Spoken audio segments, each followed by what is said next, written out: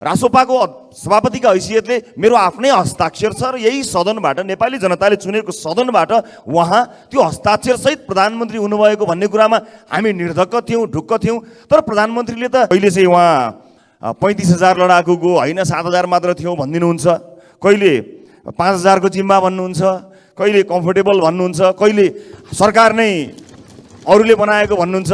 आफ्नो भनाइमा अलिकति स्पष्ट हुन प्रधानमन्त्रीज्यूलाई म अनुरोध गर्न चाहन्छु। र विशेष गरेर अन्य मुद्दा त राजनीतिक कुरा होलान्, तर राष्ट्रिय स्वाधीनताको मुद्दा, राष्ट्रियताको सवालका मुद्दा र यो देशको सार्वभौमिकताको मुद्दामा चाहिँ यसरी फिर्ता लिनुपर्ने अथवा अप्ठ्यारो हुनुपर्ने अभिव्यक्तिका लागि भविष्यमा पनि सचेत हुनका लागि म प्रधानमन्त्रीज्यूलाई विनम्रतापूर्वक यहीँबाट अनुरोध गर्न चाहन्छु। र सरकारले गरेको राम्रो कामलाई खुला हृदयले साथ दिन्छौँ। सरकारले अहिले भ्रष्टाचार विरुद्ध अभियान जुन थालेको छ, सरकारलाई हामी स्याबास भन्न चाहन्छौँ, तर जरोसम्म पुग्नु पर्यो, हाँगाबिगा काटेर भएन। राष्ट्रिय आत्मसमर्पणवाद स्वीकार्य छैन। त्यसकारण प्रधानमन्त्रीज्यूले संसदलाई स्पष्ट पार्नु पर्दछ र उहाँले सक्नुहुन्छ भने देशको लागि उभिने आँट गर्नुहोस्, पद छोडिदिनुहोस्। सत्ता स्वार्थको निम्ति देशको सार्वभौम सत्ता साटिँदैन, यही भन्न चाहन्छु सभामुख महोदय। हाम्रो भनाइ यही हो, यत्तिकै गरी चाहिँ अगाडि बढ्न सकिँदैन।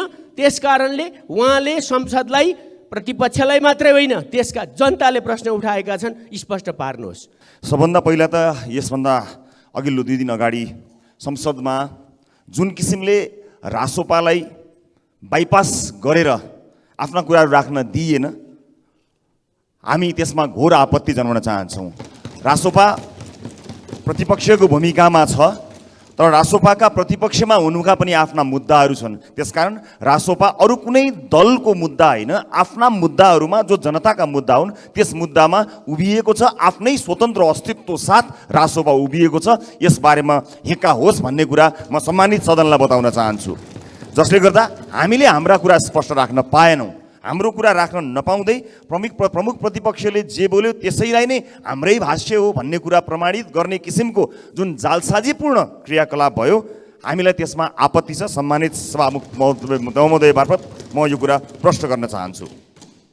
र हामीले त्यतिखेर स्पष्ट गर्न पाएको भए अझ सजिलो हुन्थ्यो। र फेरि पनि म स्पष्ट गर्न चाहन्छु, प्रधानमन्त्रीले दिनुभएको अभिव्यक्ति घोर आपत्तिजनक छ। त्यसका लागि प्रधानमन्त्रीले स्पष्टीकरण दिनुपर्छ भन्ने हाम्रो धारणा हो। प्रधानमन्त्रीले खुलेर यसबारेमा बताउनु पर्नेछ, सदनलाई बताउनु पर्नेछ। हामीलाई लाग्छ कि हामीले यही सदनबाट अझ रासोपाको सभापतिका हैसियतले मेरो आफ्नै हस्ताक्षर छ र यही सदनबाट नेपाली जनताले चुनेको सदनबाट उहाँ त्यो हस्ताक्षरसहित प्रधानमन्त्री हुनुभएको भन्ने कुरामा हामी निर्धक्क थियौँ, ढुक्क थियौँ। तर प्रधानमन्त्रीले त छिमेकी राष्ट्रले बनाउने, प्रधानमन्त्री बनाउने सार्वभौम देशको अस्तित्वलाई नै एउटा प्रश्न खडा गर्ने किसिमले जुन अभिव्यक्ति दिनुभयो त्यो आपत्तिजनक छ। त्यो कुरा हामीले हाम्रो तर्फबाट हाम्रो ढङ्गले भन्न पाउनु पर्थ्यो सभामुख महोदय, त्यो हामीले भन्न पाएनौँ। यसमा प्रधानमन्त्रीज्यूले स्पष्ट जवाब दिनुहुनेछ भन्ने विश्वास मैले लिएको छु। र प्रधानमन्त्रीज्यूलाई पनि म अलिकति सचेत पनि अनुरोध गर्न चाहन्छु कि कहिले चाहिँ उहाँ 35,000 लडाकुको होइन 7,000 मात्र थियौँ भनिदिनुहुन्छ, कहिले 5,000 को जिम्मा भन्नुहुन्छ, कहिले कम्फर्टेबल भन्नुहुन्छ, कहिले सरकार नै अरूले बनाएको भन्नुहुन्छ। आफ्नो भनाइमा अलिकति स्पष्ट हुन प्रधानमन्त्रीज्यूलाई म अनुरोध गर्न चाहन्छु। र विशेष गरेर अन्य मुद्दा त राजनीतिक कुरा होलान्, तर राष्ट्रिय स्वाधीनताको मुद्दा, राष्ट्रियताको सवालका मुद्दा र यो देशको सार्वभौमिकताको मुद्दामा चाहिँ यसरी फिर्ता लिनुपर्ने अथवा अप्ठ्यारो हुनुपर्ने अभिव्यक्तिका लागि भविष्यमा पनि सचेत हुनका लागि म प्रधानमन्त्रीज्यूलाई विनम्रतापूर्वक यहीँबाट अनुरोध गर्न चाहन्छु। र मिटर ब्याज सम्बन्धी अध्यादेशका विषयमा सभामुख महोदय हामीले हाम्रो धारणा स्पष्ट राखेका छौँ। म अझै पनि यहाँ भन्न चाहन्छु, सत्ता पक्षका कुन कुन दल र कुन कुन नेताको स्वार्थका लागि त्यो अन्तिम दिनमा यहाँ ल्याइयो यो कुरा पनि स्पष्ट होस्। रासोपा मिटर ब्याज सम्बन्धी सरकारले अध्यादेश मार्फत ल्याएको यो विषयमा स्पष्ट छ, मिटर ब्याज पीडितहरूको पक्षमा छ, सरकारलाई साथ दिन तयार छ। तर किन त्यसलाई अन्तिम दिनमा ल्याइयो? कुनै पनि बेला कुनै पनि समयमा संसद अवरुद्ध हुन सक्ने यथार्थलाई हामीले जानेका छौँ, बुझेका छौँ। तर यो जान्दा जान्दै अन्तिम दिनमा ल्याइएको कुरामा विरोध गर्न चाहन्छ र रासोपा खडा भएको छ, उभिएको छ। बरु सत्ता पक्षभित्रको कुनै दल या दलका नेताहरू पो जोगाउनतिर लागिरहेका छन् कि म स्पष्ट होस् भन्ने कुरा अनुरोध गर्न चाहन्छु। सम्मानित सभामुख महोदय, यसलाई अझै पनि सके सभामुख महोदय, महत्त्वपूर्ण विषय छ सभामुख महोदय, यसलाई अझै पनि सरकारले चाहिँ यो अध्यादेश 0 मा गए पनि प्रतिस्थापन विधेयक मार्फत चाह्यो भने 15 दिनमा गर्न सक्ने व्यवस्था छ अथवा अन्य व्यवस्थाहरू छन्। इच्छुक दलले हामीले कमिटमेन्ट गरे जसरी आजै कमिटमेन्ट गरिदिए पनि भयो। हामी तयार छौँ, यसलाई अगाडि बढाउनु पर्यो, पीडितहरूलाई पीडा दिनु भएन। यो संसदका धेरै कामहरू छन् सभामुख महोदय, म छोटकरीमा सकिहाल्छु। यो संसद 3 दलले बन्धक बनाउन मिल्छ। 3 दलले जे निर्णय गर्यो त्यही हो, अरू बाँकी रहेका मान्यज्यूहरूको। त्यसकारणले म यसमा हामी प्रतिपक्षमा छौँ, प्रतिपक्षले उठाएका सही ठाउँमा प्रतिपक्षमा एक ढिक्का छौँ। सरकारले गरेको राम्रो काममा सरकारलाई स्याबासी भन्न पनि हामी हिचकिचाउँदैनौँ। त्यसकारणले हाम्रो आफ्नै ठाउँ छ, आफ्नै एउटा स्पष्ट धारणा छ। यी संसदले गर्नुपर्ने थुप्रै कामहरू छन् सभामुख महोदय। अहिले कयौँ शिक्षा ऐन कहाँ गयो, अहिले निजामती ऐनको कुरा कहाँ गयो, प्रहरी ऐनको कुरा छ। यो मनी लन्ड्रिङको विषयमा देशलाई नै ब्ल्याकलिस्टेड गर्न सक्ने अवस्थासम्म पुगिरहेको छ। यत्रा कामहरू सदनमा छन्। सदनमा यत्रो कामहरू हुँदा शीर्ष नेताहरूको मुड चलेन रे उहाँहरूलाई भने यो सदन रोकिन्छ सभामुख महोदय?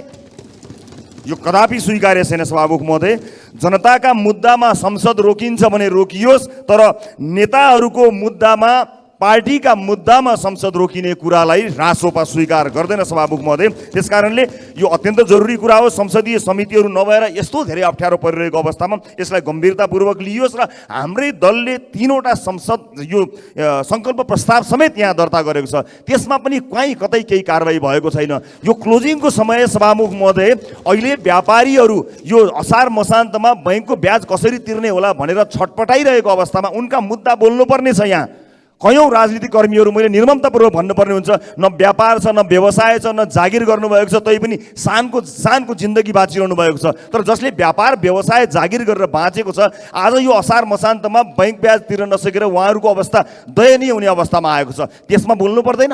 मिटर ब्याज पीडितका बारेमा अगाडि बोल्नु पर्दैन? अहिले सहकारीले ठगेका मान्छेहरू कयौँ मान्छेले आत्मदाह गरेका छन् सभामुख महोदय। यो माइती घरमा अहिले लाइन लागेर बसेका छन्, तिनका मुद्दामा बोल्नु पर्दैन? सदन रोकिन्छ भने जनताको त्यस्ता मुद्दामा रोकिन्छ।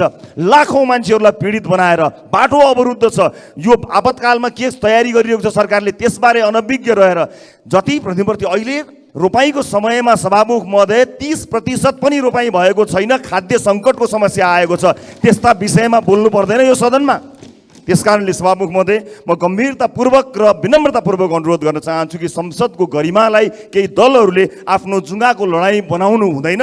प्रतिपक्षको भूमिकामा रहँदा रासोपाको आफ्नै अस्तित्व छ, प्रतिपक्षमा छ। प्रतिपक्ष दलहरूसँग एक ठाउँमा उभिने ठाउँमा एक ठाउँमा उभिन्छौँ, फरक मत भएको ठाउँमा फरक मतमा उभिन्छौँ र सरकारले गरेको राम्रो कामलाई खुला हृदयले साथ दिन्छौँ। सरकारले अहिले भ्रष्टाचार विरुद्ध अभियान जुन थालेको छ, सरकारलाई हामी स्याबास भन्न चाहन्छौँ, तर जरोसम्म पुग्नु पर्यो, हाँगाबिगा काटेर भएन, यही भन्न चाहन्छौँ। र अन्त्यमा सभामुख महोदय फेरि पनि म भन्न चाहन्छु, यो मिटर ब्याज सम्बन्धी अध्यादेश जुन 0मा गएको छ त्यसलाई बिउताउनको निमित्त, त्यसलाई एउटा प्रतिस्थापन विधेयक मार्फत ल्याउनका लागि राष्ट्रिय स्वतन्त्र पार्टी स्पष्ट रूपमा तयार छ। हामी तयार छौँ। यो सदन तयार हुनु पर्यो र जनताका यस्ता मुद्दाहरूलाई अगाडि बढाउनको निमित्त, कयौँ ऐनहरूलाई लगाउनको निमित्त र संसदीय समितिहरूलाई पनि सुचारू गर्नको निमित्त तयार हुनु पर्यो भन्ने अनुरोध गर्दै आफ्नो भनाइ टुङ्ग्याउँछु। धन्यवाद।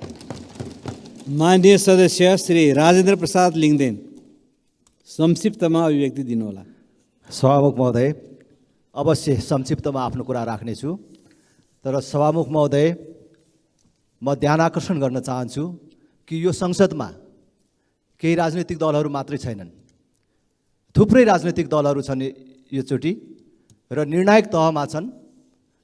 अघिल्लो संसदमा, अघिल्लो बैठकमा जुन प्रकारको रुलिङ भयो त्यसप्रति म चाहिँ खेद व्यक्त गर्न चाहन्छु, दुःख व्यक्त गर्न चाहन्छु।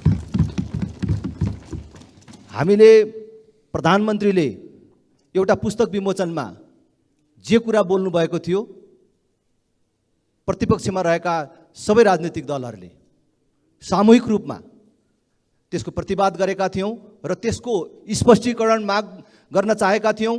र त्यति मात्र होइन, यो नैतिकतासँग जोडिएको विषय हो र प्रधानमन्त्रीमा नैतिकता भन्ने चिज जीवित छ भने राजीनामा दिनुपर्छ भनेर हामीले भनेका थियौँ। तर त्यो किन हामीलाई सभामुखबाट विचार राख्ने मौका किन प्राप्त भएन? त्यो दिन त्यो पद्धति मिचेर किन सत्तापक्षतर्फ बोल्ने क्रम घुमाइयो? यसप्रति म दुःख व्यक्त गर्न चाहन्छु र सभामुखको गम्भीर ध्यान आकर्षण गर्न चाहन्छु। सम्माननीय प्रधानमन्त्रीले कुनै बेला